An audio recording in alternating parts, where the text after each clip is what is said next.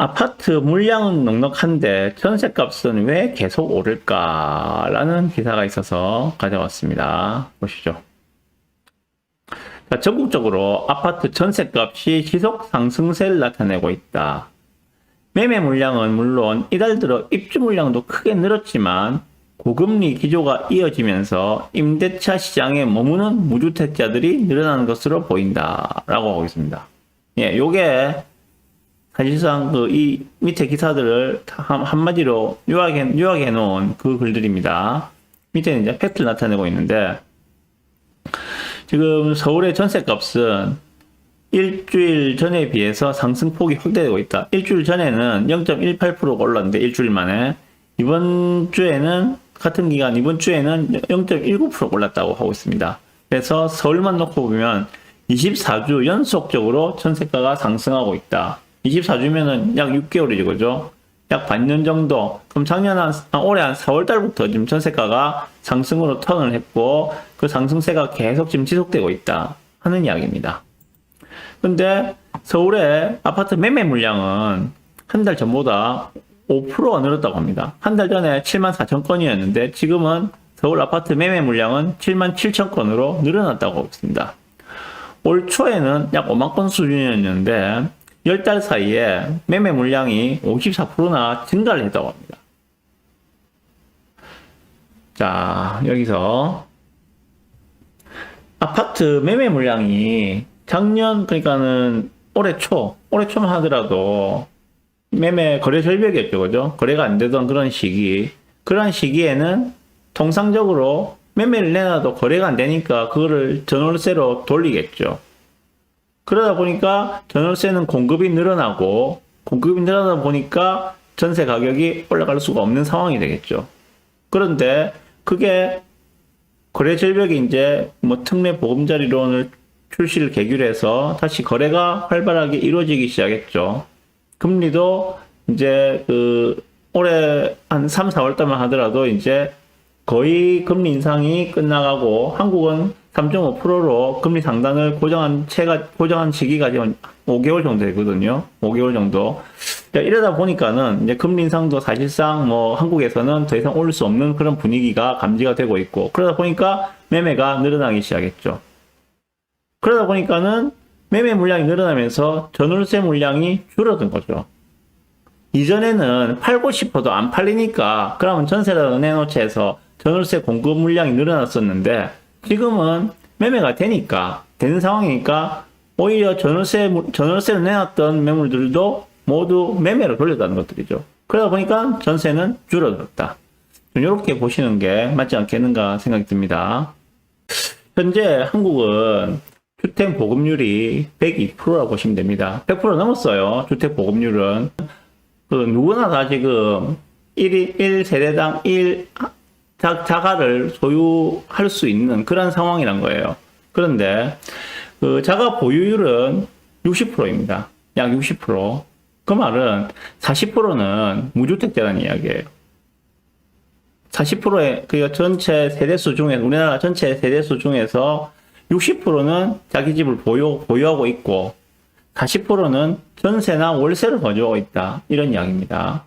자, 이 40%가 내 집을 마련하기 싫어서 마련하지 않은 분들도 있을 것이고, 아니면은 어떤 여건상 불가피하게 전월세를 살고 계신 분도 있을 것이고, 아니면 돈이 모자라서 못 사는 분도 있을 것이고, 여러 가지 이유가 있겠지만은 40%는 현재 무주택으로 살고 있는 것이 현재 현실입니다. 자, 그러면 이런 전월세로 살고 계시는 분들은 자기의 경제적 이득이 어디가 가장 큰지에 따라서 주거 형태를 결정하는 그런 경향을 보이겠죠. 다시 말해서 전세 대출 금리가 월세보다 높다면은, 은행에 전세 대출을 해서 이자로 내는 게 월세를 내는 것보다 더 비싸다면은 당연히 월세를 선택하겠죠.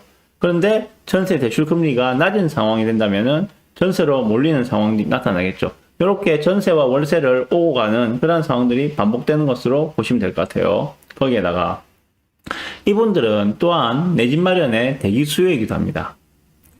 자, 한번 보시죠. 그러면 지인에서 한번 보여드릴게요.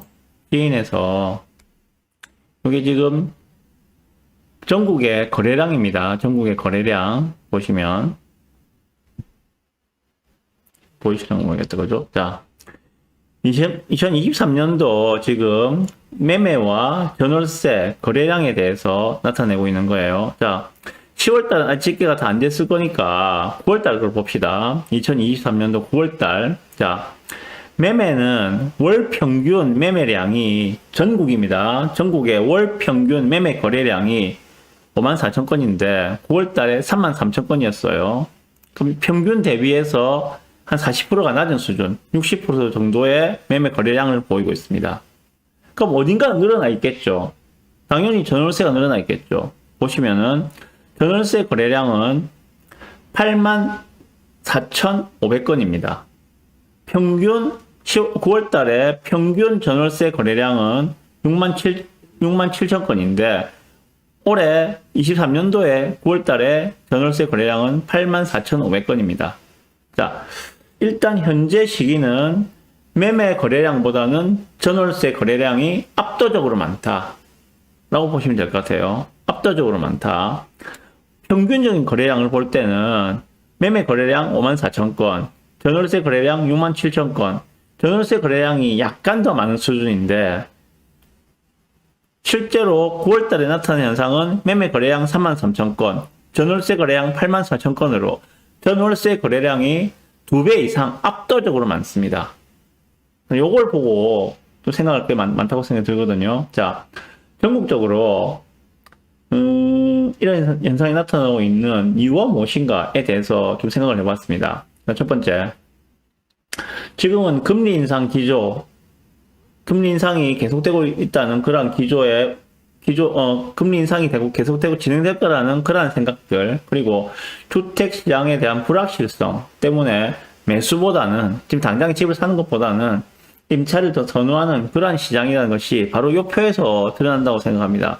전월세 거래량이 매매 거래량보다 압도적으로 2배 이상, 거의 3배 가까운 수치로 많다는 것들이 바로 그것을 나타내고 있는 것이 아닌가 생각이 듭니다. 그리고 이렇게 지금 전월세를 선호하는 것들은 주택시장이 좀 불투명하다. 내년에 경기가 어떻게 될지 모른다. 지금 내가 만약 집을 샀는데 내년에 집값이 더 떨어지면 어떡해. 일단 2년 정도는 전세로 살면서 좀 기회를 봐야 되겠어. 이런 사람들이 많다는 것들이에요. 거기에다가 추가로 연초에 대비해서 올해 연초에 그 전세값이 많이 떨어졌다는 거죠. 지금은 상승 기조를 보이고 있다 하지만은 전세값이 작년, 재작년, 그러니까 한참 전세값이 폭등하던 한 2년 전, 1년 전만 하더라도 1년 반 전, 2년 전에 비해서 전세값이 많이 떨어져서 많이 싸거든요. 그러다 보니까 이렇게 싼데 전세가 싸고 집도 많이 널려 있는데 굳이 뭐 매매할 필요가 있겠어? 집을 사도 오를 것 같지도 않은데 그냥 전세 2년 동안 살면서 기회를 보지 뭐 더 떨어지면 살래. 이런 사람들이 많다는 것들입니다. 전세 사는 게 지금은 내가 경제적 부담이 훨씬 덜하기 때문에, 집을 사게 되면 대출을 깨야 되는데 대출 금리가 비싸기 때문에, 예, 그렇게 해서 전세로 많은 수요들이 넘어가고 있는 상황이다 라고 보시면 될 것 같아요. 자, 그럼 앞으로 이제 어떤 현상이 나타날까요? 전세로 이렇게 많은 사람들이 몰리고 있어요. 그죠? 매매보다 전세로 몰린 사람들이 2배 이상이 많습니다. 거의 3배 가까이 많은 사람들이 전세로 몰리고 있어요. 앞으로는 어떻게 될까요? 수요가 몰리면 가격이 오르는 것은 당연한 사실입니다. 무슨 말이냐? 전세값은 앞으로도 꾸준하게 더 올라갈 가능성이 높습니다. 거기에다가 공급 부족이라는, 내년 이후에 공급 부족이라는 시기와 맞물리게 된다면 전세 폭등 현상도 나타날 수가 있다고 생각합니다. 예, 그래서 말씀드리는 거예요. 이 기사에서 보시는 거는 그거죠. 아파트 물량이 넉넉한데 전세값은 왜 오를까? 예, 오르는 이유를 다 말씀드렸습니다. 현재 지금은 사람들이 매매보다는 전세를 더 선호하는 것이 자기들에게 유리하기 때문에, 그리고 미래 집값에 대한 상승에 대한 확신이 없기 때문에 지금 전세로 몰리고 있는 것이다. 전세를 이렇게 사람들이 전부 다 넣어도 전세만 찾으면은 전세값은 올라갈 수밖에 없다. 이렇게 정리를 하고 싶습니다. 그래서 너도 나도 전세를 찾을 때 매수를 고민을 하셨으면 좋겠다. 모든 사람이 전세를 찾을 때는 전세값은 올라요. 그때 전세 찾지 마시고 매매가 오히려 쌀 거 아닙니까? 그럴 때 매매를 하시고 하시는 건 더 현명하지 않을까. 그래서 지금 전세를 들어가도 어차피 2년 동안 살 수 있잖아요. 그죠? 계약갱신 청구권이 있다고 하지만은 기본은 2년으로 보셔야 되고, 2년 뒤를 보고, 2년 뒤에, 어떤 현상이 나타날지를 좀 생각을 해보시고, 매매를 할 것인지, 전세를 할 것인지를 좀 결정을 하는 것이 어떨까, 그런 생각이 듭니다. 네.